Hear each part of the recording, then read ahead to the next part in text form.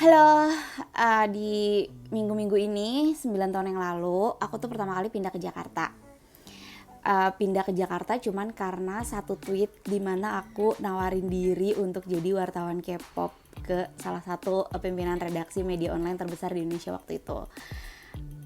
Kaget karena kayak cuma nge-tweet doang tapi langsung disuruh kirim CV gitu. Setelah aku baca-baca lagi tweetnya dari Timehop, ternyata aku tuh bukan cuman nge-tweet sekali nawarin diri jadi wartawan K-pop. Ini tweetnya nih kalau mau lihat. Ternyata aku gak berhenti sampai situ karena di reply-nya beliau menjawab kalau sudah ada. Tapi aku tetap ngotot. Aku tetap bilang kalau berita-beritanya tentu kurang update dan gak K-pop banget lah gitu. Jadi sekarang aku pengen cerita gimana pengalaman aku selama 2 tahun jadi wartawan K-pop, apa aja yang aku lakukan, dan gimana pentingnya nge-reach duluan, gimana pentingnya nanya duluan sama orang untuk dapat kesempatan. Kayak Gary V sering bilang banget ya, kalau ada orang yang curhat sama dia gitu, aku udah nawarin ke sekian orang tapi belum ada yang beli produk aku gitu, atau enggak aku udah kirim proposal ke sekian orang tapi tetap belum ada yang nyangkut juga. Gary tuh selalu bilang udah kirim berapa banyak. Kalau orangnya jawab 1.000 dia akan bilang ya kirim 2.000 gitu. Kayak kesempatan itu tuh nggak akan pernah tahu datangnya dari mana. Jadi yang bisa kita usahakan adalah nyari kesempatan itu dengan cara nge-reach duluan. Aku mau cerita tentang itu. Aku tahu banget nih orang selalu mikir enak banget nih jadi Kaica karena sejak jadi wartawan K-pop itu aksesnya banyak banget. Aku bener-bener bisa ketemu artis, bisa ke backstage, bisa foto bareng, bisa interview, bisa melakukan hal-hal yang kayak cuma bisa dibayangin lah gitu ya sama para fangirl.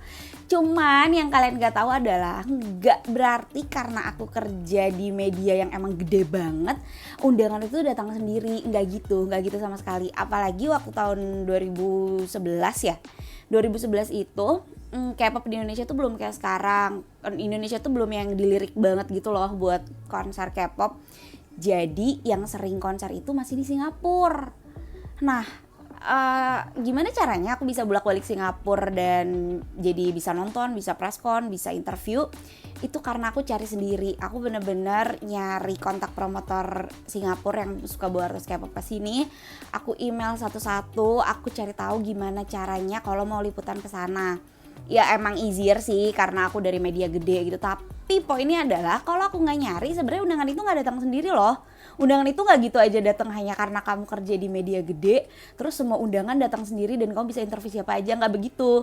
Dan pada saat itu fans K-pop di Indonesia juga kan nggak ada konsernya ya di sini, jadi mereka mau nggak mau ke Singapura. Maka kalau bagi promotor Singapura adalah sebuah keberuntungan ada media Indonesia nge-reach duluan, karena dengan demikian aku bisa promoin konsernya dan makin banyak orang Indonesia yang jadi nonton di Singapura kayak gitu.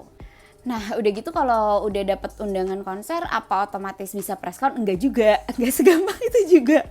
Jadi tetap harus nanya preskonnya kapan. Terus aku juga harus bisa atur jadwalnya karena nggak boleh lama-lama kan ya, kemahalan di hotelnya kalau kita liputan lama-lama. Jadi aku beneran atur gimana caranya aku bisa nonton di hari ada preskonnya gitu. Dan gak semua artis tuh mau preskon loh, gak semua artis Korea mau preskon di Indonesia. Kalau di Singapura tuh most likely mereka mau, aku gak ngerti kenapa. Tapi banyak banget artis-artis yang aku udah nonton di Singapura dan mereka mau preskon, di sini tuh gak mau preskon sama sekali. Jadi aku berusaha banget kalau tiap liputan ke Singapura tuh gak cuma liputan untuk nonton, tapi juga aku harus bisa preskon karena ya udah jauh-jauh ngapain gitu kalau nggak berusaha sebaik mungkin. Terus juga karena dibikin buku apa-apa, kalau masih mau beli kayaknya ada deh di Google Play. Jadi buku apa-apa ini adalah buku kumpulan pengalaman aku ketemu artis-artis Korea yang banyak banget itu. Dulu tuh sempat ada masanya di sini artis Korea tuh datangnya kayak seminggu sekali gitu. Sebulan tuh pasti ada konser dan aku most likely pasti bisa ketemu, interview, preskon. Malah kalau lagi di TV yang satu grup sama media aku tuh bener-bener bisa ke backstage yang aksesnya tuh gampang banget gitu. Yang orang-orang nggak tahu dan kayaknya aku nggak pernah cerita juga sih di mana-mana bahwa itu tuh capek banget, super capek. Aku pernah ada event konser seminggu sekali di setiap Sabtu Minggu selama 1 bulan. Sementara kalau di kantor aku yang lama itu, kalau masuk Sabtu Minggu itu nggak ada ganti hari libur gitu loh. Kalau di kantor aku yang berikutnya itu kalau memang kita masuk hari Sabtu, hari Seninnya boleh libur atau enggak boleh pilih 1 kali libur kapanpun gitu kan. Nah kalau di kantor yang lama tuh enggak, kalau emang kamu ada kerjaan Sabtu Minggu ya resiko, berarti kamu nggak libur-libur.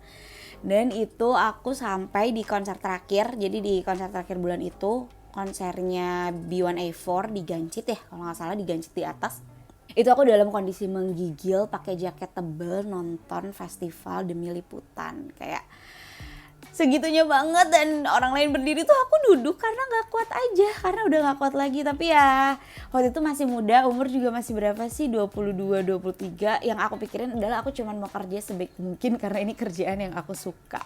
Terus yang juga jarang aku ceritain adalah kesannya itu ketika jadi wartawan K-pop, which aku salah satunya loh di Indonesia tuh, kayaknya nggak ada deh orang yang di appoint khusus hanya untuk ngerjain K-pop, itu kayak cuman aku doang pada saat itu, nggak tahu ya kalau sekarang. Nah orang tuh menyangka aku tuh hanya liputan artis-artis, aku tuh hanya ketemu sama artis-artis gede gitu yang emang datang dari Korea ke sini. Nggak sama sekali.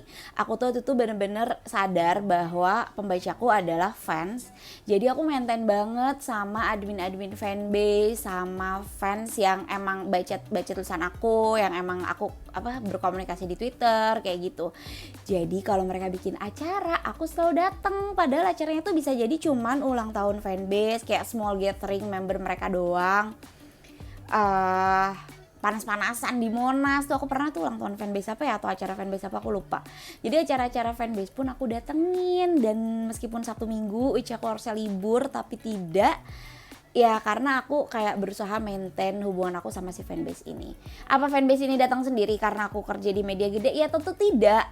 Tetap aku yang nge-reach duluan, tetap aku yang cari nama-nama adminnya, tetap aku yang cari tahu kontaknya, tetap aku yang duluan gitu loh. Aku yang duluan memperkenalkan diri bahwa aku dari media A, aku pengen punya kontak kalian biar kalau ada apa-apa nanti kita bisa ngobrol kayak gitu. Jadi sampai sekarang pun masih banyak loh admin fanbase yang jadi temenan sama aku di Twitter dan di Instagram. Itu kayak senang banget. Tapi juga kalau dipikirin sekarang capek banget sih, kayak aku gak bisa sih kerja kayak gitu lagi. Jadi poinnya aku tuh selalu pengen bilang kalau nanya untuk cari kesempatan itu gak pernah salah. Aku sering banget dapet DM atau email dari kalian yang nawarin produk gitu ya. Gak apa-apa, aku tuh suka appreciate banget. Mungkin mereka kirim ke ribuan orang, mungkin mereka kirim ke banyak banget orang demi sebuah kesempatan. Itu tuh bener-bener harus dilakuin karena kita gak tahu kapan kesempatan itu akan datang gitu. Termasuk aku sendiri, meskipun aku ngerasa kerja di media gede gitu ya waktu itu, aku tuh selalu iseng aja gitu, suka nanya sama promotornya boleh minta kontaknya enggak. Terus aku suka interview via telepon sendiri. Sampai pernah nih yang paling gede itu aku wawancara promotornya SM Town Jakarta. SM Town tuh gede banget, kalau kalian nggak tahu Super Junior keterlaluan. Dia tuh agensinya Super Junior, dan waktu itu mereka bawa satu rombongan artis ke sini untuk konser di GBK, dan itu heboh. Kenapa? Karena waktu itu GBK kondisinya belum pernah dipakai konser festival, baru pernah dipakai konser Linkin Park doang sekali. Abis itu gak pernah dipakai konser. Jadi para yang pada suka bola tuh pada bilang, ntar kalau dipakai konser nanti rumputnya rusak bla bla bla bla bla bla bla. Nah si promotor tuh jadi posesif banget dan gak ngebolehin siapapun untuk liputan masuk ke GBK sebelum hari H. Cuman aku kan iseng aja ya anaknya. Suatu hari aku habis wawancara sama managing director dari promotornya. Terus aku tanya, Bas boleh gak sih kalau aku liputan masuk GBK? Aku cuma pengen tahu aja gimana sih panggungnya dalamnya. Terus boleh. Terus kan ada asistennya dia, terus asistennya kayak, kok boleh gitu, harusnya gak boleh. Tapi dia langsung bilang ke asistennya untuk anterin aku ke GBK. Bayangin waktu itu wawancaranya tuh aku di Pacific Place, jadi aku cantik pakai wedges. Terus tiba-tiba ke GBK, jalan masuk ke dalam, nyobain rumputnya kayak gimana, nyobain grass protectornya kayak apa. Terus juga akhirnya aku bener-bener media aku yang jadi punya satu foto eksklusif pembuatan panggung SM Town. Kenapa? Karena aku bertanya boleh apa enggak gitu loh. Kayak kalian gak akan pernah tahu kalau promotornya cuma bilang, PR-nya gitu ya, cuma bilang enggak ya kita gak ada liputan ke GBK. Titik sampai di situ gitu. Kalau nggak nanya lagi, mungkin aku nggak akan pernah bisa masuk. Itu foto itu sampai viral banget, sampai kayak diliput sama media Cina gitu. Ini dia panggung GBK di Jakarta, itu karena gede banget panggungnya, nutupin. Dulu kan belum Asian Games ya, Asian Games emang keren banget panggungnya, cuman dulu aja tuh panggungnya udah kayak spektakuler banget gitu. Jadi ya itu tadi, kalau nggak nanya nggak akan pernah tahu. Mungkin kalian bisa kasih excuse kalau aku cuma beruntung doang selama ini gitu ya, cuma gara-gara nanya di Twitter doang dapat kerjaan yang seru banget, yang bikin iri banyak orang. Emang bikin iri banyak orang, itu harus diakui. Siapa juga coba yang pernah interview sama sebanyak itu artis Korea. Nah, tapi kalau aku lihat-lihat kan banyak juga ya orang biasa, orang yang kita juga nggak tahu siapa, tapi dia kemudian Twitter do your magic, dia menyebutkan pekerjaan dia apa dan akhirnya dapat pekerjaan. Intinya kesempatan itu kadang emang datang sendiri, tapi nggak ada salahnya juga dicari. Atau mungkin kamu udah cari jutaan kali dan tetap belum ketemu apa yang dinanti. Tapi buat aku, apa salahnya coba sekali lagi.